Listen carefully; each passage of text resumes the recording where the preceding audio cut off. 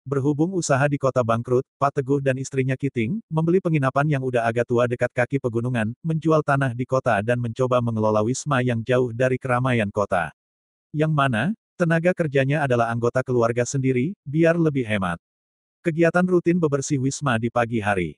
Namun, udah sebulan menempati wisma tersebut, belum ada seorang pun yang menginap.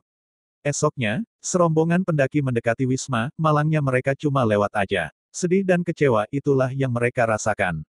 Pada satu hari, Pak RT mengatakan akan dibuat trotoar dekat penginapan. Hal itu membuat mereka kembali bersemangat. Setelah ditunggu-ditunggu, ternyata pembuatan jalan semen itu ditunda. Yang membuat impian hancur, patah hati. Pagi itu, tampak sepasang kekasih akan mendaki melewati wisma. Pria ini tengah membujuk pacarnya untuk nginap sebentar tapi pacarnya nggak mau. Nyonya Kiting yang mendengar, dengan ramah menawarkan penginapan. Si pacar terus saja berjalan, cowoknya terlihat kesal karena niatnya untuk uah-uah gagal. Pada suatu malam, keluarga ini sedang bakar-bakar ubi dan minum kopi di halaman, datang seorang pria berbadan bantet menanyakan penginapan. Mereka yang awalnya bengong akan kehadiran pria itu jadi terkejut karena pria ini ingin beristirahat di wisma. Setelah mengisi buku tamu, pria tadi minta diantarkan 3 botol bir ke kamarnya. Nyonya Kiting senang, menghitung biaya penginapan. Lalu, Pak Teguh mengatakan, pria bantet tadi terlihat aneh. Nyonya Kiting tidak merasakan ada yang aneh, baginya, yang aneh adalah keluarganya sendiri. Yongmin, putra tua Pak Teguh tengah ngobrol dengan pamannya Changku, Yongmin bilang tamu tadi agak lain. Pamannya tidak merasakan hal itu, dia pikir, laki-laki tadi orang kerdil. Yongmin menyela, nggak gitu loh paman. Yongmin kemudian menceritakan, ketika Yongmin mengantarkan 3 bir, laki-laki itu menanyakan, hei nak, apakah kamu tahu arti kesepian? Yongmin yang tenggen menjawab, aku bukan anak-anak. Mendengar cerita Yongmin, si paman mengatakan, pastilah orang itu pikir keluarga kita orang aneh. Tengah malam, Mina terbangun oleh suara dari lantai atas. Suara itu berbunyi srek, oh, rupanya si pria bantet itu sedang mengasah gantungan kunci. Telah hampir siang, Nyonya Kiting gelisah, karena tamu semalam belum juga turun, ya minimal minta sarapan atau yang lainnya supaya ada cuan lebih. Pak Teguh menghampiri kamar pria itu, karena sudah waktunya check out. Pintu diketuk-ketuk tapi tidak ada jawaban. Ia menyuruh Yongmin ambil kunci serep. Setelah pintu dibuka, kamar sangat gelap, bohlam lampu udah putus. Menyuruh Yongmin membuka gorden, saat Yongmin berjalan ia terjatuh. Pak Teguh heran dan buru-buru membuka gorden. Ternyata, Yongmin terpeleset karena genangan darah di lantai. Pak Teguh cemas, cepat menarik selimut pria pendek itu. Terkejutnya mereka, gantungan kunci tertancap di dada pria itu. Nyonya Kiting berpikir, ini bunuh diri atau pembunuhan. Lalu adiknya berkata, di luar Nurul, bagaimana bisa dia berpikir bunuh diri dengan gantungan kunci. Nyonya Kiting dan adiknya meminta segera lapor polisi. Pak Teguh menolak, karena bikin reputasi penginapan jadi jelek dan bisa ditutup kalau seandainya bukan kasus bunuh diri. Memeriksa tas mana tahu ada surat wasiat, namun tidak menemukan apa-apa. Nyonya Kiting heran, masa tidak ada dompet, padahal pria itu membayar uang berasal dari dompet dan uangnya banyak. Begitulah penglihatan Nyonya Kiting begitu jelas. Pak Teguh memutuskan untuk menguburkan mayat di hutan. Istrinya keberatan, katanya, ngapain kita ngurus mayat ini? Jelas ada dong, ini mayat tidak punya identitas dan wasiat, tentunya pembunuhan. Siapa yang akan menginap di sini jika ada tragedi mengerikan? Lebih baik menguburkan mayat ini, anggap tidak terjadi apa-apa di sini. Changku dan Yongmin mulai menggali, lubang tidak panjang, alhasil mayat itu dilipat biar muat di lubang. Changku menginjak-injak mayat malah jatuh ke lubang. Pak Teguh yang melihat jadi marah karena kerja adik iparnya nyeleneh. Setelah gelap, barulah mereka kembali ke penginapan. Terdengar Mina memanggil emaknya, ada tamu yang ingin check-in. Nyonya Kiting bergegas melayani tamu tersebut, sepasang kekasih. Mengantar ke depan pintu kamar, Nyonya Kiting menawarkan sesuatu. Tapi pasangan ini tidak butuh apa-apa dan mengatakan, wisma ini sangat cocok untuk ketenangan. Pak Teguh dan istrinya masih membicarakan soal mayat itu, bunuh diri ataupun pembunuhan, dengan kehadiran polisi akan berdampak buruk bagi kelangsungan hidup mereka. Tidak ada pilihan selain menguburkan diam-diam. Yongmin berbicara soal mayat itu pada pamannya, tapi pamannya pura-pura tidur. Yongmin keluar, lah rupanya Yongmin lagi ngintip kamar pasangan tadi. Asyiknya, mereka lagi uwu-uwu. Tak lama, Changku menarik telinga Yongmin. Esok paginya, kembali dikejutkan dengan kematian pasangan kekasih tadi malam. Entah apa yang terjadi, bunuh diri atau keracunan obat kuat. Nyonya Kiting seakan-akan merasa dikutuk, tragedi mengerikan 2 kali di wisma miliknya. Pak Teguh bergegas menyuruh Changku dan Yongmin membawa mayat itu ke hutan, mengubur seperti mayat kemarin. Setelah tanah digali, Changku melihat mayat laki-laki bangun sembari ngamuk-ngamuk sedangkan dari mulutnya keluar cairan hijau. Pak Teguh langsung memukulnya dengan sekop, seketika darah muncrat, si zombie itu terhuyung-huyung dan jatuh menimpa mayat kekasihnya. Sepulang menguburkan mayat itu, mereka masih cemas dan ketakutan. Mina dan Misu tidak tahu apa-apa soal kejadian ini. Kemudian telepon berdering, rupanya Pak RT mengabarkan bahwa besok akan dimulai pembangunan trotoar. Beberapa hari kemudian, penginapan mulai ramai dikunjungi orang. Terlihat pria yang waktu itu datang bersama wanita lain, dan ingin check-in. Nyonya Kiting menyambut dengan senang hati, menyuruh Yongmin mengantarkan tamu ke kamar. Pria itu menanyakan harga kamar, Yongmin menjawab 340.000. Pria itu bilang kalau kamarnya bau klorin dan minta dikurangi harga karena ia hanya butuh kamar untuk 2 jam aja. Tetap aja 340.000 jawab Yongmin. Setelah Yongmin pergi, pasangan ini menjadi canggung dan malu-malu, lama-lama jadi uah-uah penuh keringat. Yongmin tenggen, nelpon ke kamar pasangan tadi, mengatakan telepon kamar ini rusak, jangan tutup telepon selama 10 menit karena akan diperbaiki. Begitulah ulah Yongmin yang kepo dengan urusan orang lain. Pasangan ini udah selesai uah-uah dan pamit pulang ama Nyonya Kiting. Hampir lupa, pria ini memberikan dompet, katanya, dompet tamu sebelumnya tertinggal terselip di ujung tempat tidur dan tidak ada uangnya. Nyonya Kiting melihat ada KTP pria bantet itu dan memberitahukan pada suaminya. Suatu malam, Misu sedang duduk-duduk bersenandung, didekati oleh pria yang merupakan tamu di Wisma, sebut aja Ucok. Ucok ini udah sering mondar-mandir sekitaran Wisma dan memperhatikan Misu. Ia mulai mengobrol basa-basi dan menanyakan nama cewek berambut panjang itu. Lalu, Ucok ini dengan cengengesan mengajak Misu berjalan sekitar hutan. Misu tidak menolak tapi jangan lama-lama katanya. Ucok jelas aja bilang nggak lama-lama supaya Misu mau pergi dengannya. Mereka menyalakan api dan mulailah Ucok menggombali Misu. Yah, Misu pun senyum-senyum. Ucok bertanya macam-macam, apakah Misu pernah punya pacar dan apakah Misu pernah berciuman. Misu menjawab tidak begitu sering. Nah, Ucok menawarkan dirinya untuk berciuman dengan Misu. Yongmin dan Mina nonton TV, tiba-tiba Yongmin menanyakan Misu. Mina mengatakan Misu pergi arah hutan bersama pria kamar 208. Yongmin marah karena Mina tidak mengatakan lebih awal. Sementara itu, Ucok sange ini nyosor gitu aja. Maksa Misu berciuman dengannya, ternyata Misu nggak mau. Ucok kesal karena udah gak sabar pingin ciuman gratis malah ditolak. Alhasil Ucok gak ada akhlak ini menggerayangi Misu dengan paksa dan kasar. Tak lama, Yongmin datang. Misu bersyukur ia terhindar dari laki-laki bejat itu. Ucok yang tidak merasa bersalah sedikit pun, tidak takut akan gertakan Yongmin untuk bertinju. Yah, Yongmin ini hanya besar gaya aja, dia gak bisa menggampar Ucok. Rupanya Ucok ini, selain bejat juga jago berkelahi.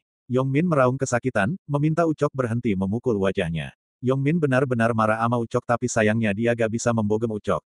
Lalu Ucok pergi santai seakan tidak terjadi apa-apa, berjalan ke arah tebing. Yongmin yang masih kesal karena adiknya hampir diperkosa, lagi-lagi ingin meninju Ucok.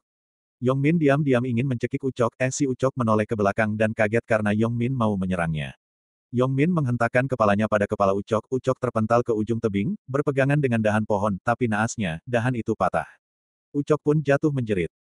Jam 2 malam, Nyonya Kiting terbangun dan melihat pintu depan terbuka. Ketika menutup pintu ia melihat darah berceceran di lantai dan mengikuti ceceran darah itu sembari menghidupkan lampu. Di ujung lorong, Nyonya Kiting melihat Ucok berlumuran darah, lagi pegang skop. Nyonya Kiting menjerit, membuat seisi rumah terkejut. Ucok masuk ke kamar Misu dan Mina, cewek-cewek ini pun menjerit. Cangku bergegas masuk kamar cewek-cewek itu, ia pun terkejut melihat Ucok. Ucok yang sekarat jatuh ke lantai. Benny, teman sekamar Ucok, memeriksa keadaan temannya. Lantas Ucok berbisik pada Benny, bahwa dia didorong ke tebing oleh abangnya Misu. Yongmin sebenarnya nggak salah, cuma karena perkataan Ucok membuat ia tersedut seakan bersalah, sebab selain mereka bertiga tidak ada yang tahu kejadian sebenarnya. Yongmin ngambil skop, si Benny pun jadi ketakutan. Yah, beginilah akhirnya, keluarga ini mengubur Ucok dan menyekap Benny di gudang. Pak tua ini panggil aja Parto, dia adalah Pak RT. Sekarang dia lagi curhat, soal perempuan adik tirinya. Ayah Parto sangat sayang pada adik tiri Parto. Ayahnya akan beri apa saja jika anak tirinya meminta sesuatu, tentu hal ini akan mengancam hak Parto sebagai ahli waris yang sah. Parto merasa tidak adil, hingga mengundang niat jahat di hatinya.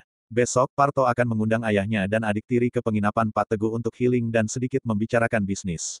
Dia akan menyuruh seseorang melakukan sesuatu pada adiknya. Semua udah dia siapkan. Pada jam 12 malam, ada pria akan menginap, berikan pria itu kamar di sebelah kamar adiknya.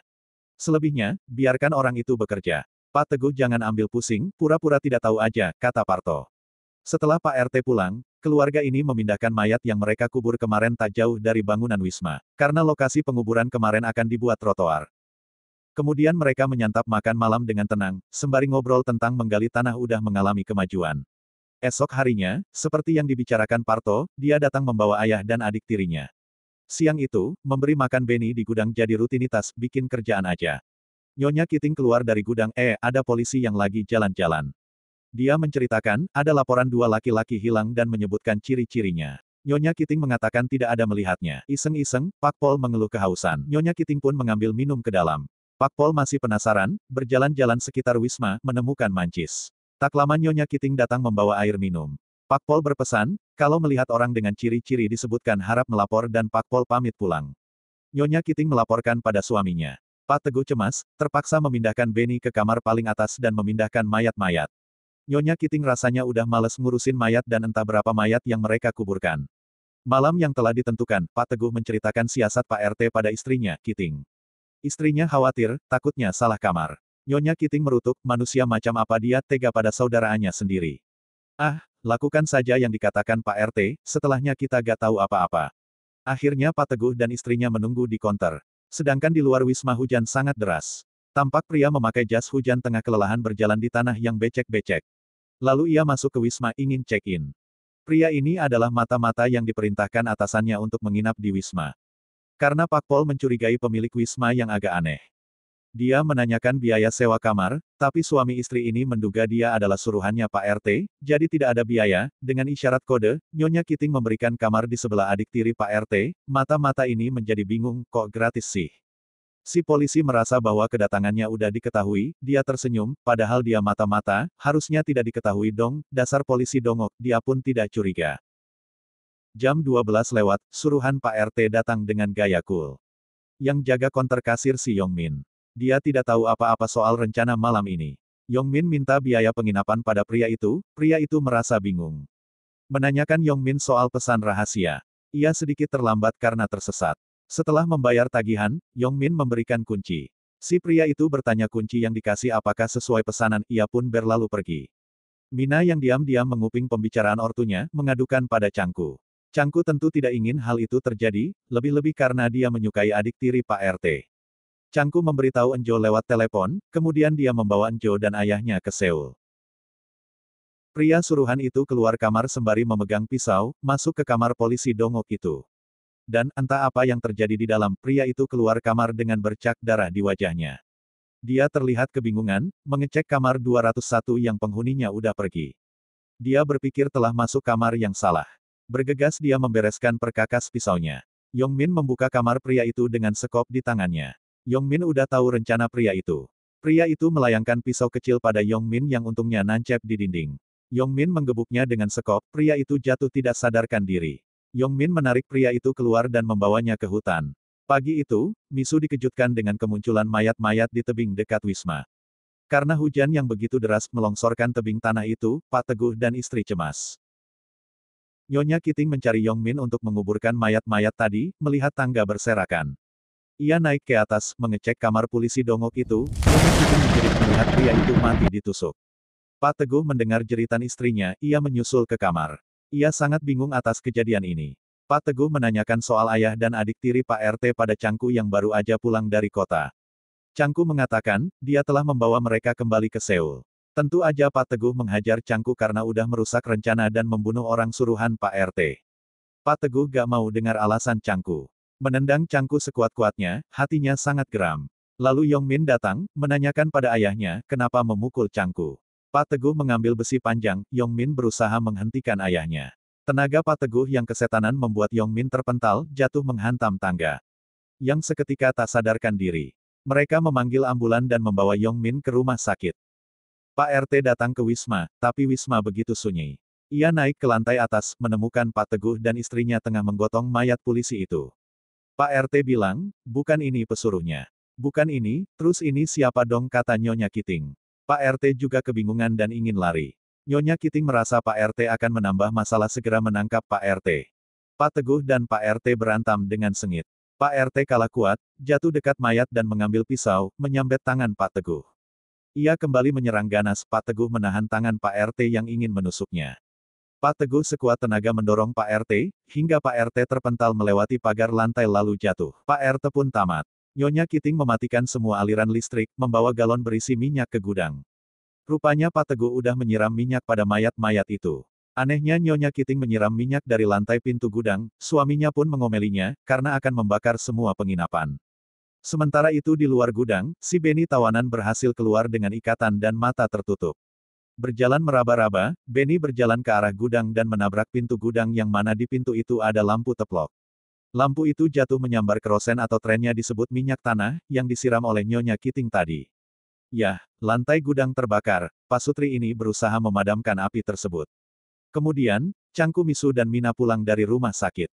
Menemukan penginapan gelap, Cangku yang membantu Mina menghidupkan aliran listrik penginapan dan gudang. Merasa lega karena api berhasil dipadamkan, namun tiba-tiba lampu hidup dan konslet. Percikan api itu menyambar minyak tanah. Ya, tumpukan mayat-mayat terbakar tanpa aba-aba. Begitu pula dengan pasutri ini pun juga terbakar. Benny berlari sampai ke hutan dan terbelit di batang pohon karena tali ikatan. Mina yang asyik nonton TV gak sadar kalau api udah membakar gudang. Yongmin di rumah sakit udah siuman sedang nonton berita di TV. Dia melihat pesuruh Pak RT di TV, ditemukan tewas di pegunungan. Ternyata, pesuruh Pak RT adalah seorang mata-mata korut.